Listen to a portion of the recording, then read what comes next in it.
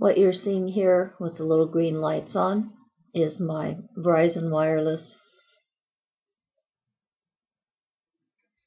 MiFi that I described in the video yesterday. Now you're seeing here this bottom light is beeping, but I'm not sure if it's showing. The green light you see on top there is just saying it's on. And then this light on the side usually blinks when it's sending. There we go. I don't know if you can see it or not. What I'm going to do today is show you how to use this. This works with the Kindle Fire for my Wi-Fi. As I explained, this is the only internet access that I have. This little thing from home, and I take it with me, and I can access the internet anywhere I am. Since we travel a lot back and forth from different coal mines. Let's see, where could I set this? Yeah, I don't have anything tall enough. I guess you don't need to see it all the time. Just know that it's sitting on the table and on. I'm continuing this the video series for Molasses Moon. The reading is concluded, but I'm wanting just to continue working different themes into the present from it. We're going to be going online on my Kindle Fire.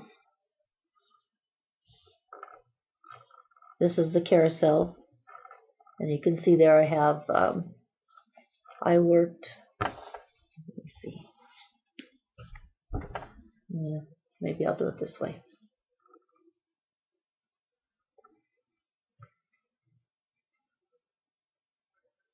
And then the next one here is the Molasses Moon cover. And then the next one is actually an internet page I have been on, which is the product page on Amazon for Molasses Moon. So I'm going to click on that.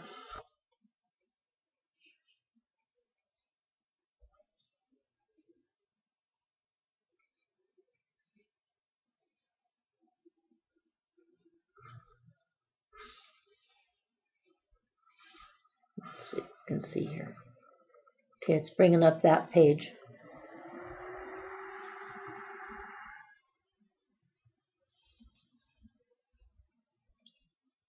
I'm sure probably most of you have been on Amazon before.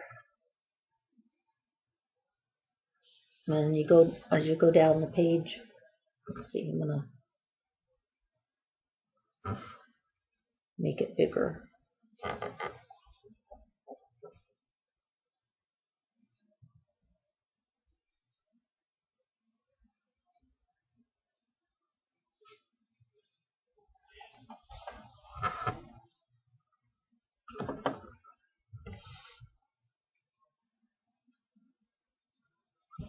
I'm not sure what I want to do with this, to be honest. I'm scrolling down the page here. I'll show you where it has the details on the book. And then we'll go down to where you can see there are 6 customer reviews.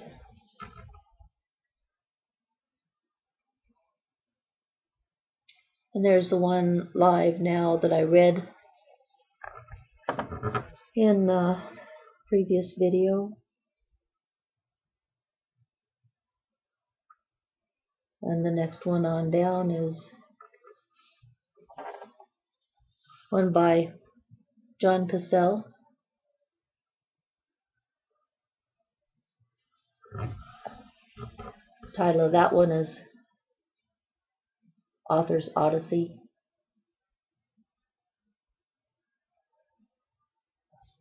And then here's one by Jeff Howe.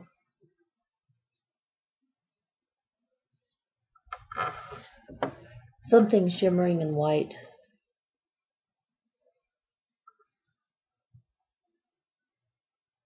That's kind of an interesting title.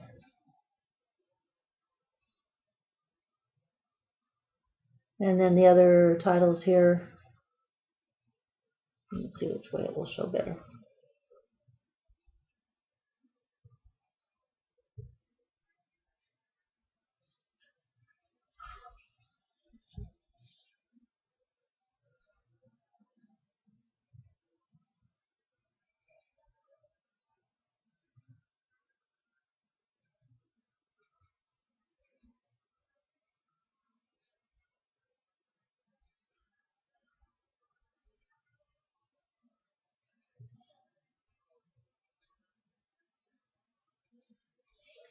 And you can see those one title, It Takes Courage, and then Tells It Like It Is, Promises to Be Funny. That's the one that many promises are made by the author about how the reader will be crazy about this book and laughing all the way.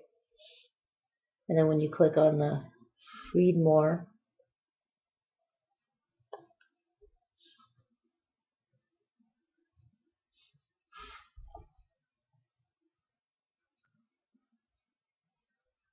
of course, most of these that are real scathing and single-star reviews are by anonymous names that might have one review in their queue or two or three, and they just for some reason want to. Sometimes they just have a lot of different false identities and go around sort of wreaking havoc.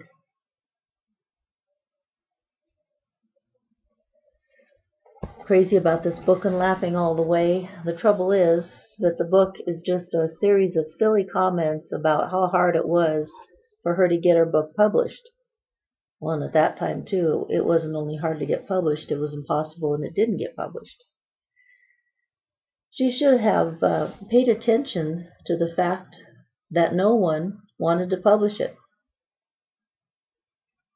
The author of the first customer review must be a close relative, like her husband.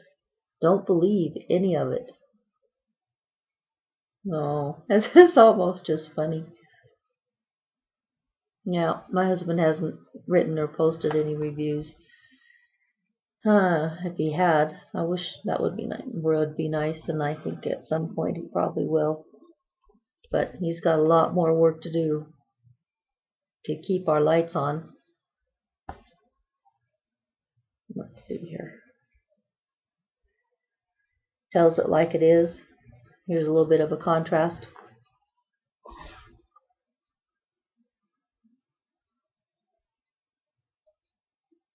This is by Asa Hensley, and he's a professor of English who teaches creative writing classes, literature classes, whatever you want to call them. I make this story available thanks to the kind consent of the author. Let's see if I turn it this way so I can read it better. To my contemplate students in class after class. Almost all of them yearn to write the great American novel. I encourage that. I try to get them to write, then write again, then again. But they need to separate that delightful creative spirit from any illusion they will get either a fair reading or even likely get published at all. Fortunately, there are many options nowadays open to the author who believes in herself. But Molasses Moon is the way it was, and the way it still is, for those desiring the traditional route, New York publishing houses. Extremely well done, and a great service, Linda. And maybe I'll read John's review. Jeff Howes is excellent too, and I actually included that one on my Facebook page, a link to that. It's a fairly recent one. Author's Odyssey by John Cassell. This book has many things of interest to writers, to spouses, to anyone who has doggedly followed a dream. I have always found Linda Shelnutt's political commentary extremely well done, her domestic stories truly engaging, her personal philosophy unveiled in the books of Jem intriguing. Here she shares with the public candidly and courageously an all too thorough look into her efforts to achieve her dream, becoming a published author. Mind you, she's done many different things in her life, expended great energy and talent despite a lifelong, life-threatening disease that would have stopped most of us colder than a mackerel many years ago.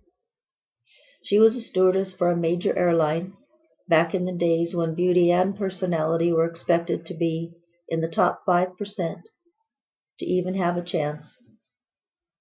She is an astrologer and psychic of the first water, with both law enforcement assists and television appearances. To her credit, she taught creative writing at a public high school, and for 2 years has conducted a writer's seminar on an Amazon forum, which has attracted the input of a great many talented writers. She was a rape crisis counselor and community consciousness organizer for the police department, Portland Police Department, going into neighborhoods, speaking to women, raising their awareness of sexual assault, and training them how to handle it.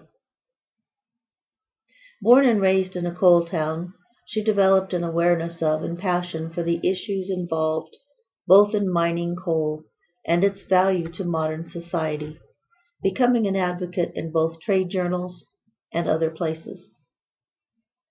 While other kids watched Howdy Doody, she worked in the family cafe. She's worked hard. She's accomplished many things. Linda Shelnutt had lived a full life with many accomplishments before getting the writing bug. That happens to many of the writers who churn out the hundreds of thousands of manuscripts every year. There is an idea of some sort followed by a desire to share it. Writers tend to be a passionate lot, believing strongly in their work, determined that if they can only get a fair hearing, the sky will be the limit. Maybe less than 1% realize that dream. What happens to the other 99%? Molasses Moon is one place you can read the full story. Linda tells the story with the kind of guts and dedication she brought to her many other accomplishments. She describes the book as humorous. I don't agree. The book is about heart and longing, about love and devotion, about the pursuit of a dream. To anyone who has ever pursued a dream, to anyone who has ever written a book or entertained the thought of writing one, to anyone who just loves to root for good people fighting an uphill battle, this book has a lot to offer you. 5 stars.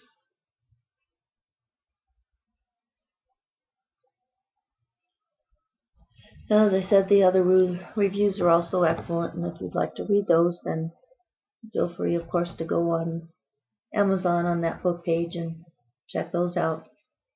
Every one of them is really very well done and shows a clear comprehension of at least the majority of the book. Now, as I was reading this, one thing came to mind.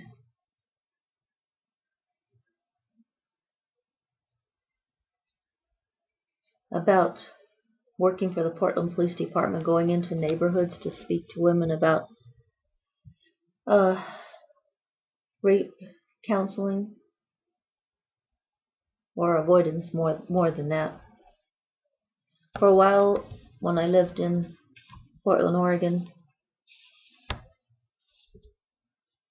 when I worked both for the Crime Prevention Bureau in the Sheriff's Office in Multnomah County, and then also for the Portland Police Bureau, just giving talks, but mostly on crime prevention.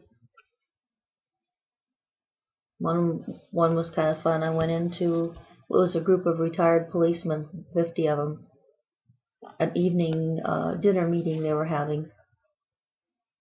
And they invited me to speak on the latest, just the latest things that were being done to educate the public about crime in order to help prevent it. And as I had a little green uniform, a suit with a skirt and a suit jacket. And as I was walking up to the podium, someone said, "Wow, she looks like a Girl Scout." And that little green outfit, I sort of did, I suppose. I'm trying to remember what I said. When I got up the podium, the first thing I said is, well, to start off, I'm not a Girl Scout. And that got a few chuckles.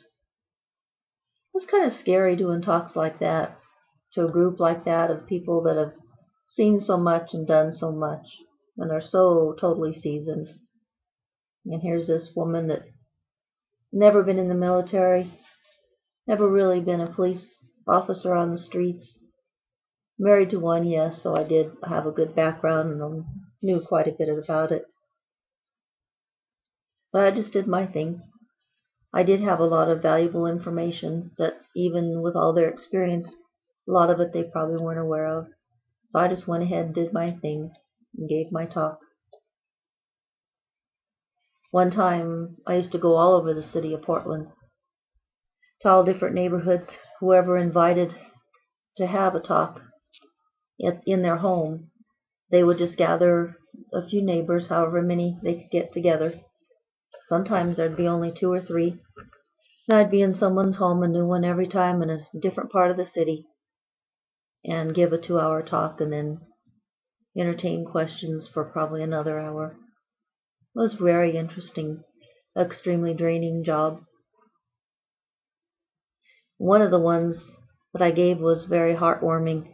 It was in Albina, the all-black part of town that I suppose you could call a slum. I was a little bit nervous going there. It was a Friday night, and of course it was dark. And I drove there and parked in front of the house. It was a very small house, very well kept. And when I went in, all the women there were black women. And there were quite a few. There were probably 30 people there. They were all extremely respectful and interested in hearing what I had to say.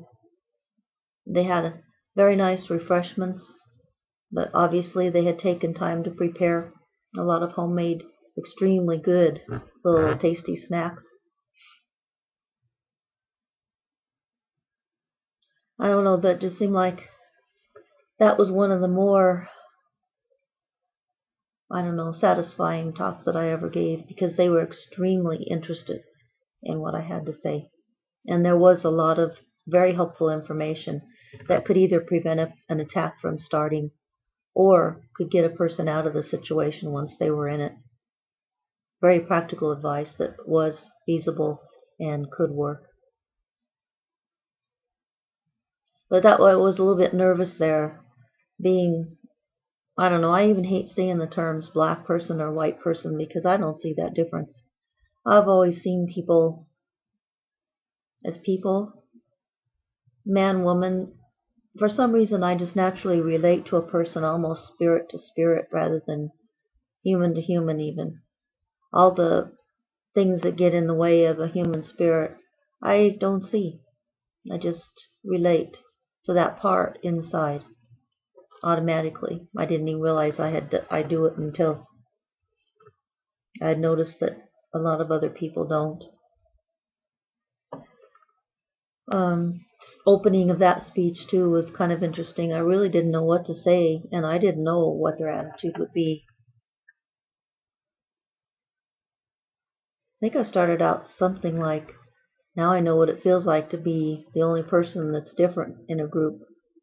And they all laughed, and that kind of, broke the ice. It seemed like I was usually good at coming up with something that would just do what I've said now in my favorite mantra before I'd even coined the term. Be where I am and see the significance. Just see what's going on and what the main issues are and speak it aloud.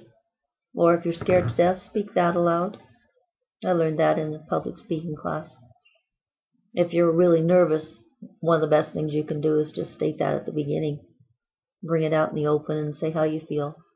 And that usually releases it, and then you just go on from there.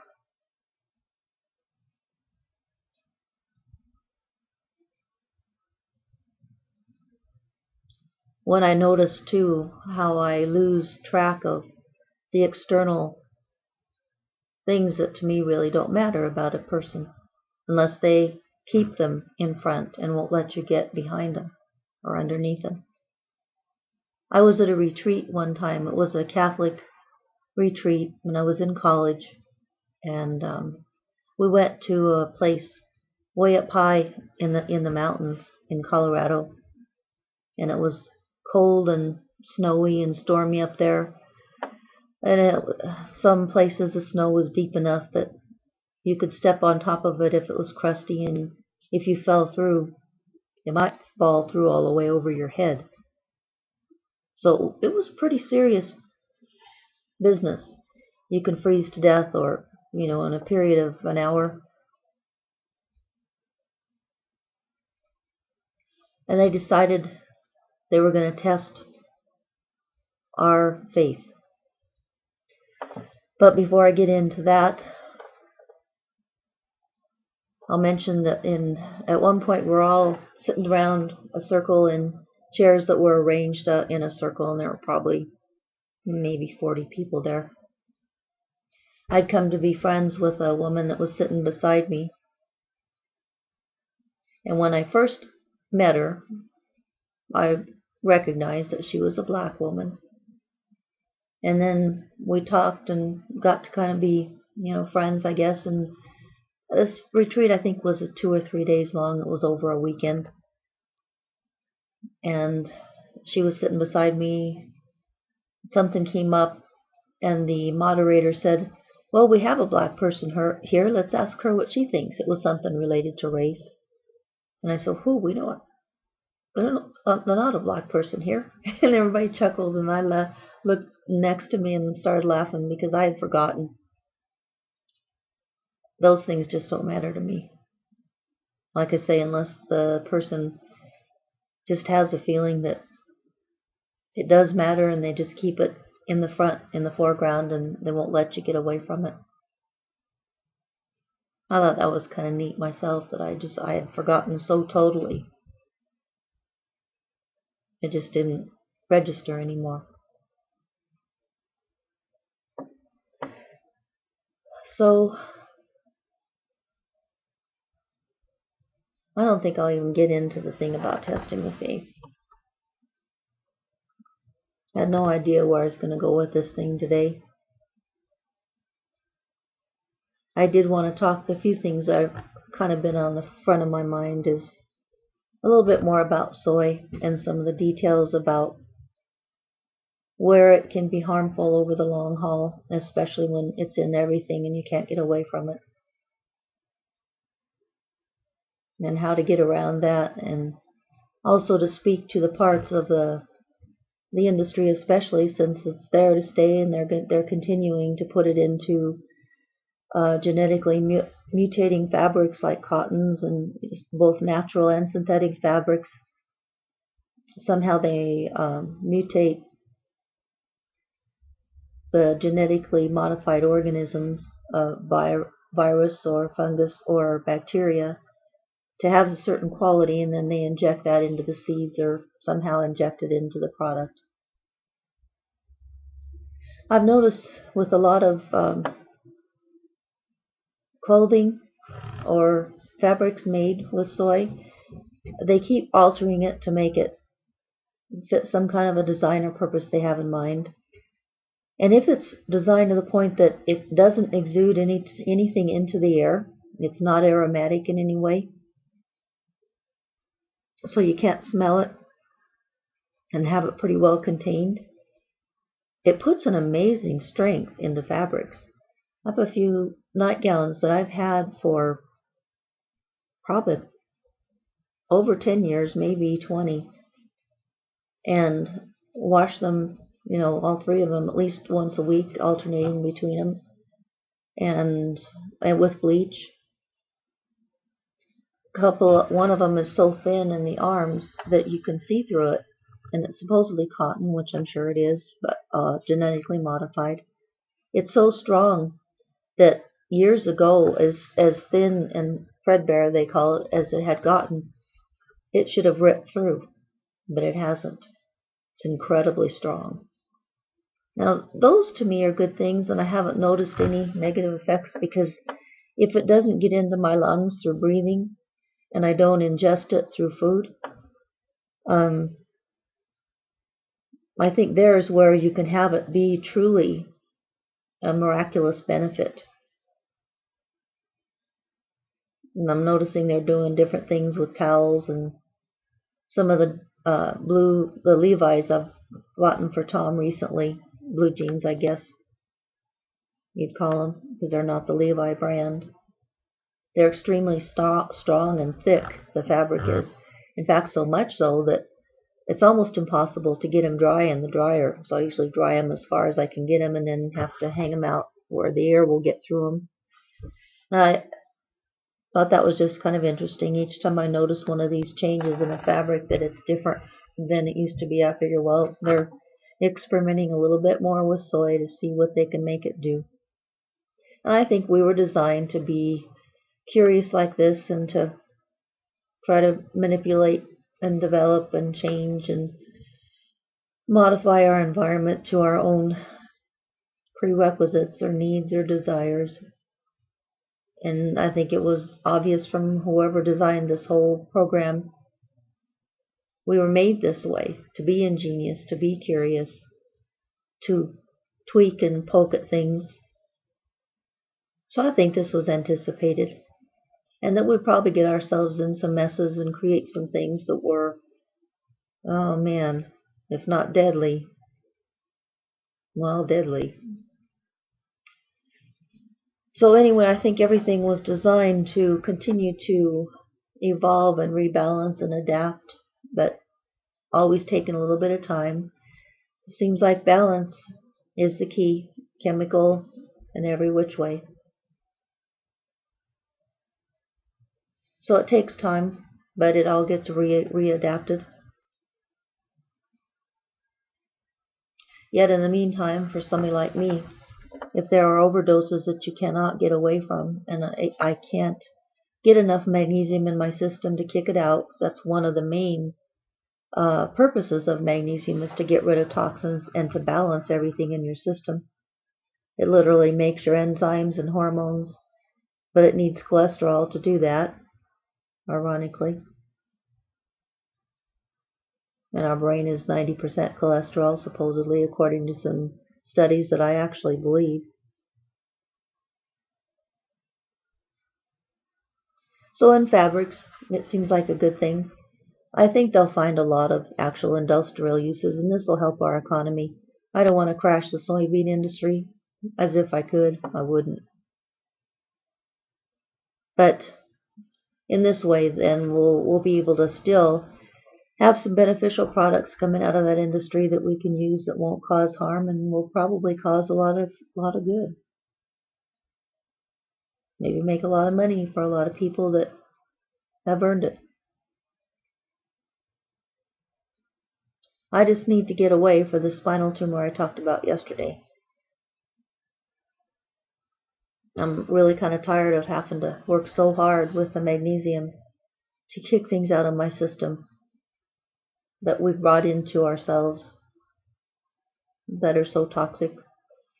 And honestly, I'm almost more concerned about natural soy that's supposedly not genetically modified and hasn't been injected with any type of GMOs. I guess the only thing I'll do is refer you to Doctors Mary Enig and Sally Fallon. They wrote an article called The Dark Side of Cinderella, and that's available on Dr. Mercolo's website. His website is fascinating. He brings out a lot of things that are potentially harmful. There are quite a few products on there that he will bring out science that supposedly proves the harm in them. Some of them agree and feel right to me, and some of them I don't agree with. But he does bring out a lot of interesting information to at least cogitate and think about. That article was an eye-opener to me. But even so, if you read it, just keep in mind, it takes a long time. My body is proof before anything that's being put into our food chain is going to cause serious harm, unless you are a person for some reason that is highly sensitive and develops allergies easily or doesn't deal with toxins. There are probably some people that are sensitive in ways, maybe who have a functioning liver but still have a real sensitive system somehow. Okay.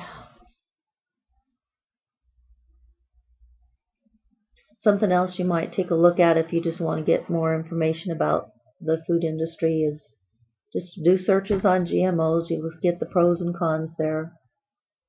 Like I've said, I think eventually all this stuff will balance itself out. We've done a lot of harm too by being afraid of bacteria, because they finally realized that a lot of it is what they call probiotics, necessary. I've discontinued using antibacterial soaps myself, my own personal preference. And supposedly with some of the scientific studies that make sense to me, bacteria and viruses and fungus, the microorganisms, are in a constant state of adjusting and balancing each other. And when you take all the bacteria away, then you have a problem with the others, the viruses and the fungus, especially when you've got genetic modifications being pushed into the environment of these. So you do have a little bit of an imbalance, much more than would have been normal in a normal state of the dynamics of natural evolution. And again, I've written some articles under some of my magnesium reviews, comments about that I believe in intelligent design as well as evolution, and that the intelligent design in my mind would have been much more intelligent than we could imagine, and likely had to create. Life is dynamic, so it was created to evolve and change and adapt. And dynamic means change.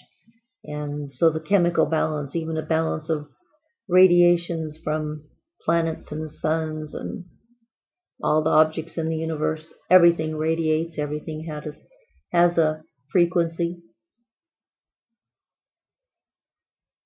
There's an interesting article that I was directed to read through one of my Molasses Moon series here. It was number 41, published, or I uploaded it February 21st.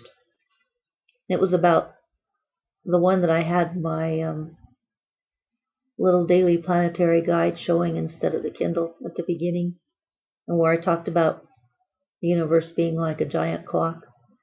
And Jack Engelhard found that one fascinating, and it reminded him of an article he had read on a website called The Architecture of Holiness. So that seems to apply here too anyway. If you're interested in reading that article and my comments on it also, they're on my Facebook page. And I posted a link to that yesterday, even though it's applying to my hyperlink on my Facebook page to the number 41 in this series, so it's a while back. Just got around to posting the link to that article. I put it with a picture of Saturn that my husband found on the internet, and I don't have my Bluetooth set up yet, so I couldn't just transfer it that way from his cell phone to mine. He downloaded onto his phone, and I wanted to get it to my phone quickly without a bunch of hassle. We were at a restaurant having breakfast, so I just set it up on his cell phone and took a picture of his phone with my phone. And one picture came out fairly clear, pretty much like what the picture was. You could recognize Saturn. The other one, for some reason, the way I had it angled, showed the picture of Saturn, but it brought in a lot of light. It really was interesting and pretty. And here I am going on and on about something like this, but it means something. It looks really, really pretty on there, and it links up very well with the article, what I've just said, number 41 video. and the picture. It shows how the point of power can be in the present in a way of pulling things together from different places in time. Just as you're sparked or sort of have an impulse or compulsion, whatever you want to call it, to pull them together. And in a sense, that's following my spirit. Sometimes they call it as the spirit moves you or whatever. And the article made a good point about following the will of God and God's precise measurements and the sense of order in the universe.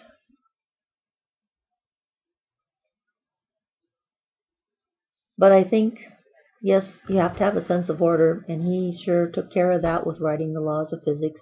And these are laws that go way beyond the ones that we've discovered that are maybe partially accurate, partially not.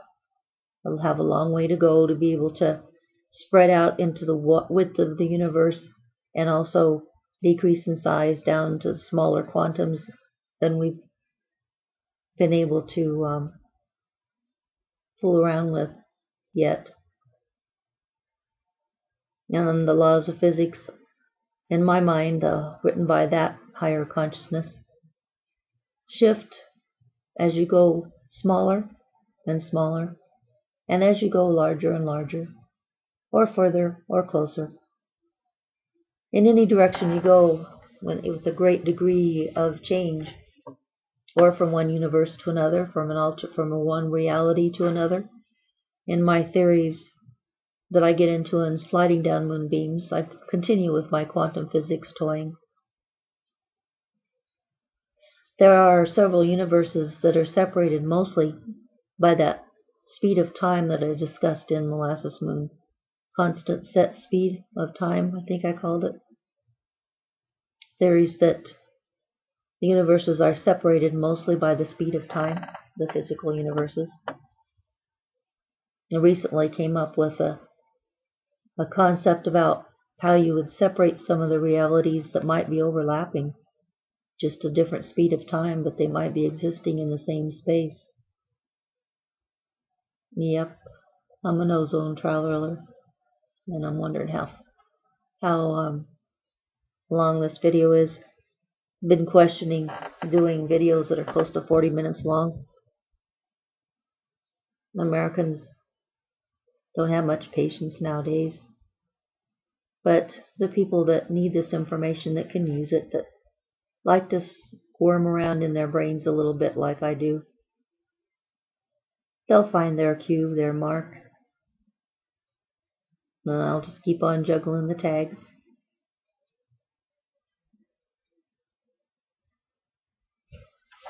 Let's see if anything else pops to mind. I'm debating whether I should upload video number 54. This is 55, which will be a special number. If you remember, I think I talked in Molasses Moon about 555. It's really embarrassing that I have written so many books over such a period of time, and I have a horrible short-term memory. I forget what I said in which book. But anyway, 555, and so a double 5 has a special meaning. But the one I did yesterday, I was in one of those phases of being right on the edge of doing some kind of a split type of thing that actually is talked about a little bit in the Carlos Castaneda series of Don Juan.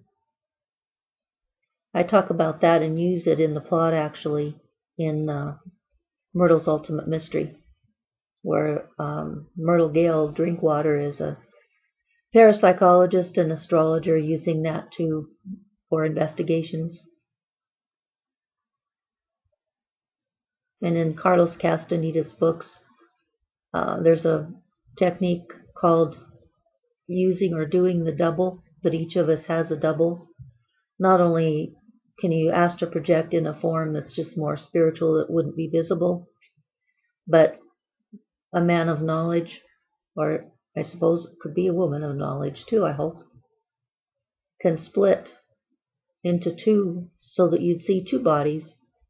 They'd both look the same, but the second, or the double, has quite a few powers, like walking through walls. Probably quite a few more. It's likely that what I'm doing that was made aware of through my mom's dream, something similar to that. I've been doing more thinking about why I have that sleepy feeling, and yet it's a restless feeling too, so that I don't think, sometimes I think, why don't I just go to sleep? If I'm at a place where I could just lay down and take a nap instead of trying to function in my present reality at the same time that something appears to be going on somewhere else, using a certain amount of physical energy.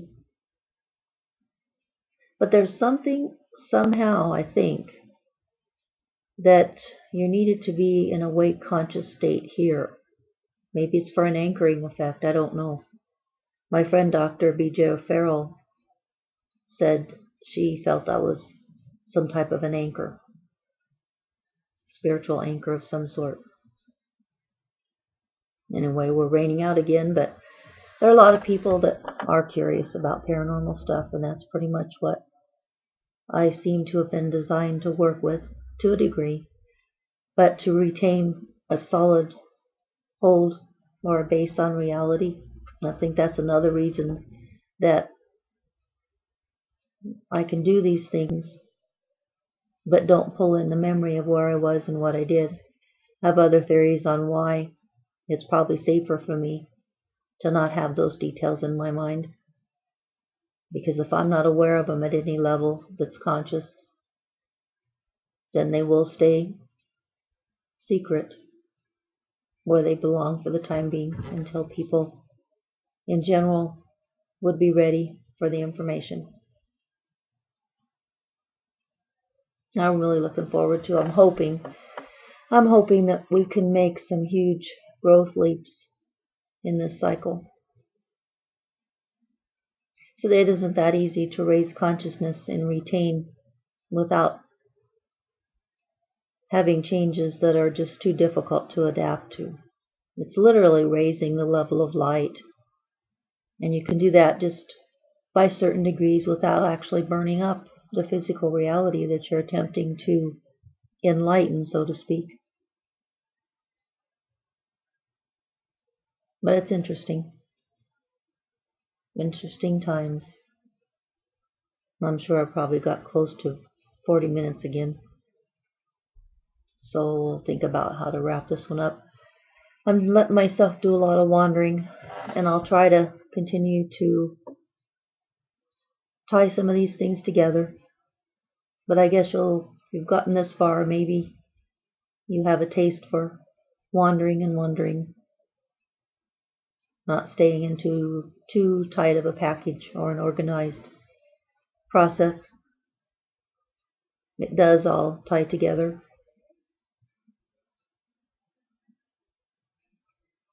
So here we go again, number 55. And this is Linda Shelnutt signing off. Today is Friday, March 9th, 2012, that I'm recording this. And I'm going to, when I'm finished here, look at video number 54 again to see if I actually want to upload it. I was showing a lot of the effects of the splitting, of having my focus here be not tracking very well, because you're there and you're here, and your mind is probably just going back and forth somehow. And I'm not sure how that'll come across to some people. So we'll see.